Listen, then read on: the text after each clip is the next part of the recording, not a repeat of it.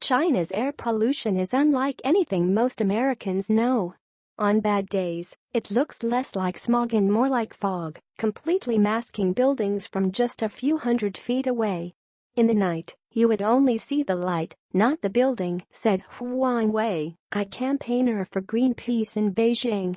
Air pollution is part of daily life in Beijing. Checking the air quality is like checking the weather. The Air Quality Index, or AQI, measures the concentration of pollutants. For our purposes, it's not important to understand how it works. What is important is an AQI above 150 is considered unhealthy. Anything above 250 is considered hazardous. Wei is something of an expert on bad air quality in Beijing and what makes it that way. She said 6 pollutants are measured: nitrogen dioxide, sulfur dioxide, carbon oxide, ozone, PM2.5 and PM10. It gets a little scientific, but the people who know how this works are worried about one of these chemicals in particular, PM2.5. PM stands for particulate matter. The 2.5 is its diameter, 2.5 micrometers. A piece of human hair typically has a diameter of about 75 micrometers. That's how small these things are. It's what's measured when you see headlines about health warnings in Beijing because of air pollution. The standard for PM2.5 is 35 micrograms per cubic meter, and Beijing's yearly average last year was 73, Wei said. PM2.5 is the major air pollutant in China. And it is very small and very light. Its surface is very big, so that heavy metals and other harmful organisms could cling to the particles. And because it's light, it lingers longer in the air, increasing the chance of humans inhaling them. And because it's very small, it could penetrate deep into your lungs. And that could, at worst case, cause cancer and heart attack. It's for that reason that Beijing has a so-called red alarm. The system warns residents about going outside because the air quality is that bad. Schools close, and car traffic is restricted beyond what's normal. Beijing is the capital of the country the European Commission says puts more CO2 into the atmosphere than any other. Accounts conflict on whether China is actually the world's worst polluter. It depends how you read the numbers. But what can't be disputed is that air pollution in China is very, very bad. There was a really bad episode in 2012, after which the government at the very top level, they've declared a war against air pollution, Wei said. In October 2013, the government came out with the Atmospheric Pollution Prevention Action Plan, a fancy name for new standards. The government wanted to reduce emissions, control coal use and clean up the air. But a year and a half later, a top Chinese political leader said he was disappointed the government wasn't getting the country where it needed to be. 80% of the factories haven't reached the right standard, Wei said. China's government and organizations like Greenpeace aren't necessarily having trouble changing things in the big cities, but change outside the urban jungles is a different story.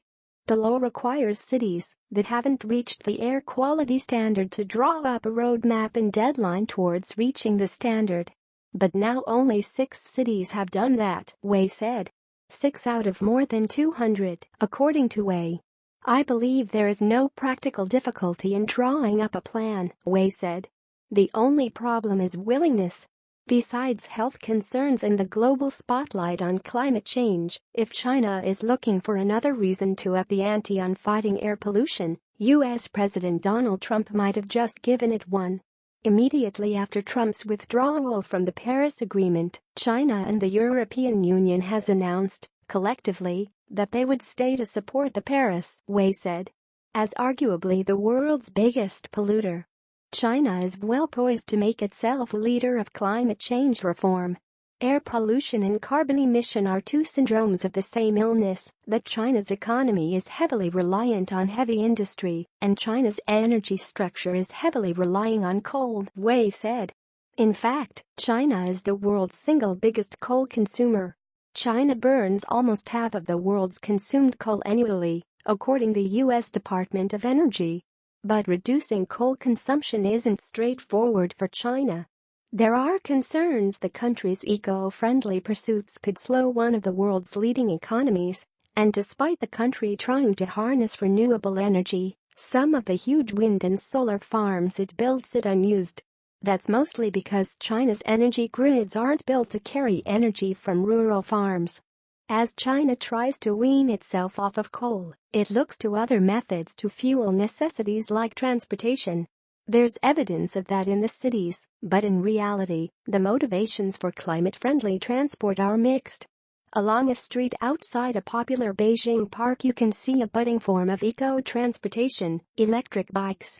Tianren He has been a resident of Beijing for years and has seen the city's transportation habits morph. In China it's not as image conscious as it is in the US when you drive an electric vehicle. Maybe if you drive a Prius, you're kind of an environmentally friendly hippie.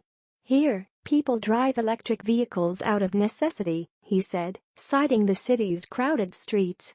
Electric bikes offer Beijing residents a cleaner and sometimes quicker way to get around.